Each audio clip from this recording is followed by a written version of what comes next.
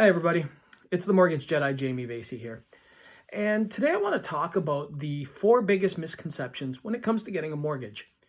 Now, to be clear, we're talking about when you first get your mortgage. When it comes to renewals and refinances, there's a whole separate set of misconceptions out there that cause people frustration and cost them money. And so for that, I'm doing a separate video that you can find on my video page. Now, let's talk about when you first get your mortgage and do a bit of a mortgage mythbusters, so to speak. I'm going to keep this at kind of a high level because there can be a lot of detail involved and it is very situational specific. So if you have any questions about any of these things, certainly reach out to me at the contact information below because I'd love to have a conversation about them.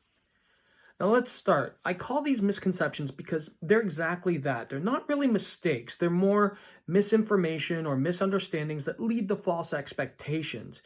But make no mistake about it, they can cause you frustration, they can cause time delays, and they can cost you money. So let's get into it. One of the first ones I hear from my clients is that they assume the relationship between them and the lender is going to be an adversarial one, like the lender's looking for a reason to say no and they have to prove themselves. And that's really not the case. I mean, I work with over 35 different lenders and they would all love to give you a mortgage because it's how they make their money. But they do have to act in a fiscally responsible way. And so in doing so, they're looking out for your best interest because it's in their best interest to do so. They don't want to lend you a mortgage if it means you're going to get in over your head because that's not in anybody's best interest. The next one I want to talk about is people expecting the way mortgages worked for everybody else is how it's going to work for them. Again, simply not the case. See, mortgages are very individualistic. They're situational specific. I kind of liken it to getting car insurance because if you were sitting in a room with 10 people who all drove the same car, none of them would be paying the same in insurance because it depends on a variety of different factors. You know, who their insurance provider is, how far they drive their car, how many accidents they've had. Well, mortgages are the same way.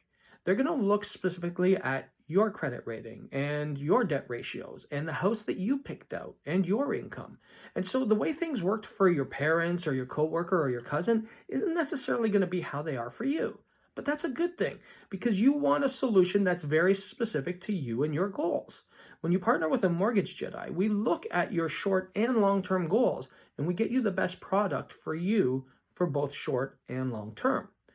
Now that leads us to our next misconception, and that's the belief that the lowest mortgage rate makes for the best mortgage. Again, simply not the case. That's like assuming the lowest priced car is going to be the best car. If you end up paying more in maintenance and repairs on that car, it costs you more in the long run and is far from the best car. Well, mortgages kind of work the same way. A lower mortgage rate, when it costs you more in fees and penalties, ends up costing you more in the long run and therefore isn't the best mortgage for you.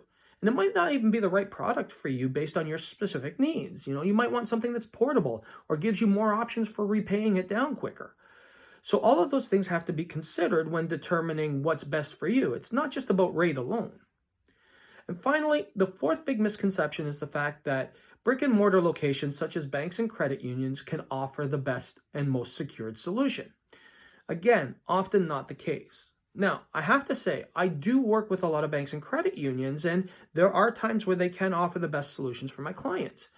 But to assume that simply because there's a brick and mortar location, they're going to have the lowest rate or the best product isn't necessarily the case. That's like assuming you're going to find the best product in a brick and mortar store as opposed to on Amazon. Oftentimes, you get the good products on Amazon and for a lower price. So, assuming that a brick and mortar location is going to be ideal for you, all that really says is that they have more overhead, and more overhead has to be paid for somehow. And that somehow is usually in higher fees and interest rates. So if you want to have a more specific conversation based on your individual situation, I'm happy to do so. Reach out to me at the contact information below.